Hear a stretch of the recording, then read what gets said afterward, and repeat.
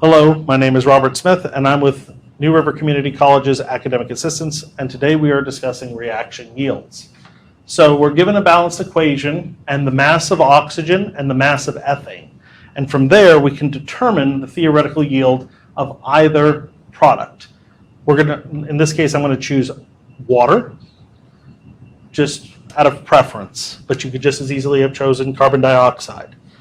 So we start by finding what the limiting reagent is. And to do that, we're going to take the mass of each of the reactants and create a molar relation with the target product, in this case, water. So we're going to start with diatomic oxygen,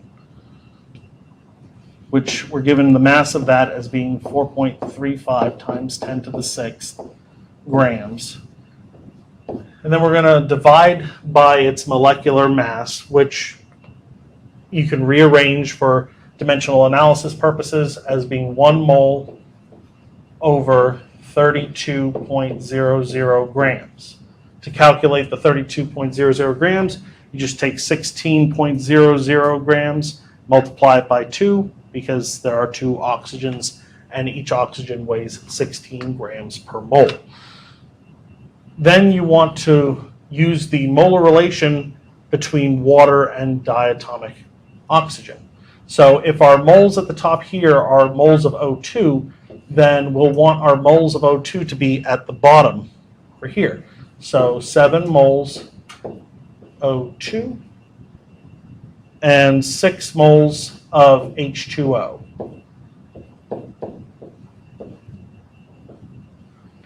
And we get these from the 6 moles of H2O up here and the 7 moles of O2 over there. Once you've done the arithmetic, you'll find that if this worked in excess, you would have 1.17 times 10 to the 5th moles of water. What this dimensional analysis is saying is that if you had unlimited amounts of ethane, but you had only the 4.35 times 10 to the 6 grams of diatomic oxygen, that you could theoretically produce 1.17 times 10 to the 5th moles of water. We're going to do the same thing for ethane now. So 1.31 times 10 to the 6th grams of ethane. So C2H6. And then again, you're going to want to divide by its molecular mass. And I like to rearrange it so that you have your 1 mole at the top and your molecular mass of 30.07 grams at the bottom. And then you account for the molar relation. So again, 6 moles of H2O are present in this chemical equation, and 2 moles of ethane are present. And once you've done the calculation out, you'll find that it yields 1.31 times 10 to the 5th moles of H2O. When you look at these two values that we've calculated, you'll find that the previous one that we did with oxygen actually produces the least number of moles, which it means that oxygen, O2, is our limiting reagent.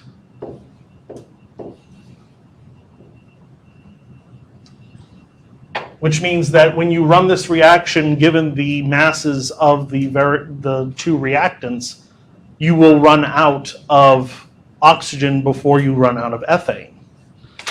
Also, good to note, when you're doing dimensional analysis, the grams and grams will cancel each other out, the moles and moles cancel each other out, and you're left with moles of H2O, which corresponds with your answer. In the second instance, grams and grams cancel each other out, moles of ethane and moles of ethane cancel each other out, and you're left with moles of H2O. I say this every single video, but it's important to stress, if you set up your dimensional analysis properly, then barring any sort of arithmetic errors, as long as your units cancel out, you will end up with the correct answer. So now we know diatomic oxygen is our limiting reagent.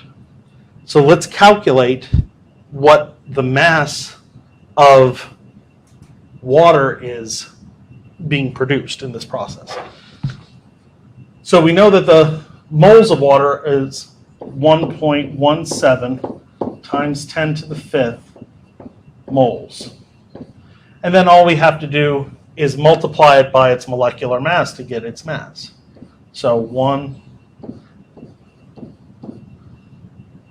18.02, which grams over 1 mole, or you could say 18.02 grams per mole. I write this just so that the moles cancel each other out. And again, you get the 18.2 from multiplying 2 times the 1.008 grams per mole for hydrogen plus 16.00 grams per mole for oxygen. And that yields 2.11 times 10 to the 6th grams. So this is how much water, the mass of the water that we've actually produced in this particular calculation. So when you've gone through and done this, you then need to look at creating a percent yield.